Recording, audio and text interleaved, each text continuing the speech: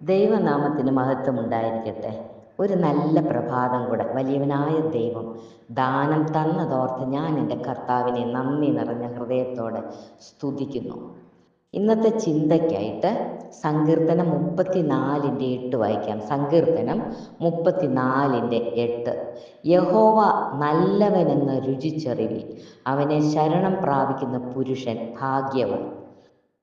ദൈവമക്കളെ, ദൈവം നല്ലവനാണെന്ന് നമ്മൾ രുചിച്ചറിയണം.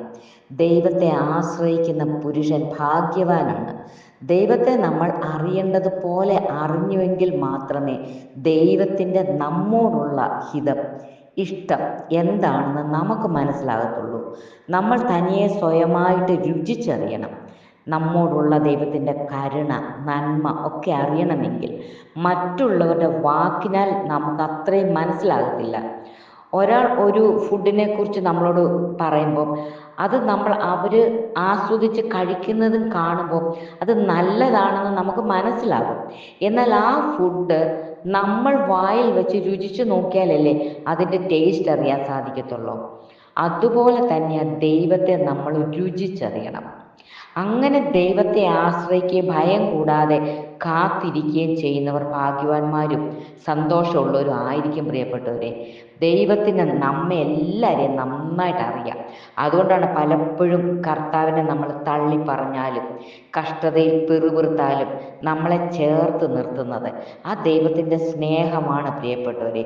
ആ പിതാവിൻ്റെ നമ്മോടുള്ള ആഗ്രഹം നാം എപ്രകാരം ആയിരിക്കണമെന്നത് നമ്മൾ തിരിച്ചറിയുന്നില്ലെങ്കിൽ നാം കർത്താവിനെ അറിയേണ്ടതുപോലെ അറിയുന്നില്ല എന്നാണ്.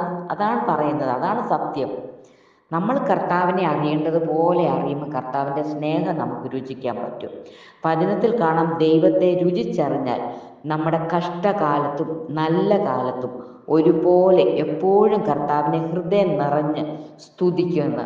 അങ്ങനെ സ്തുതിച്ചാൽ നമ്മുടെ മനസ്സിനെ അലട്ടുന്ന എല്ലാ ചിന്തകളിൽ നിന്നും ഭയത്തിൽ നിന്നും ദൈവം വിടുവിക്കും.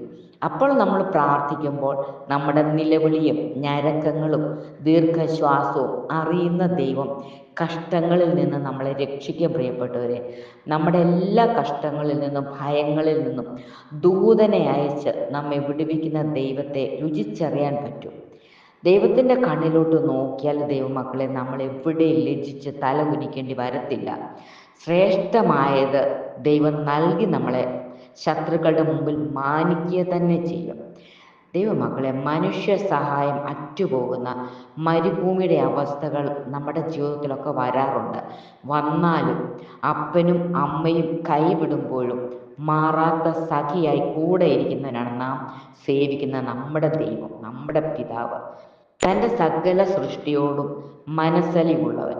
ഇയ്യോബ് 38:41 പറയുന്നു, കാക്ക കുഞ്ഞുങ്ങൾ ഇര കിട്ടാതെ ഉഴന്ന് ദൈവത്തോട് നിലവിളിക്കുമ്പോൾ അതിന് തീ എത്തിച്ചു കൊടുക്കുന്നവൻ തൻ്റെ കൈപ്പണിയായ മനുഷ്യനെ മറക്കുമോ? പ്രിയപ്പെട്ടവരെ, ഒരു നാളും മറക്കത്തില്ല. യെശയ്യാവ് 49:15 പറയുന്നുണ്ട്, ഒരു സ്ത്രീ തൻ്റെ കുഞ്ഞിനെ മറക്കുമോ? താൻ പ്രസവിച്ച മകനോട് കരുണ തോന്നാതിരിക്കുമോ? അവൾ മറന്നു കളഞ്ഞാലും ഞാൻ നിന്നെ മറക്കുകയില്ല. ഇതാ, ഞാൻ നിന്നെ എൻ്റെ ഉള്ളം കയ്യിൽ വരച്ചിരിക്കുന്നു എന്ന് കാണാം. അതേ ദൈവമക്കളെ, നമ്മളെ അറിയുന്ന ദൈവം, കരുതുന്ന ദൈവം, പോറ്റുന്ന ദൈവം, കാത്തു പരിപാലിക്കുന്ന ദൈവം ഇന്നും ജീവിച്ചിരിക്കുന്നു. പ്രിയപ്പെട്ടവരെ, ആ നല്ല കർത്താവിനെ രുചിച്ചറിയുവാൻ ദൈവം എല്ലാവർക്കും കൃപ തരട്ടെ. God bless you.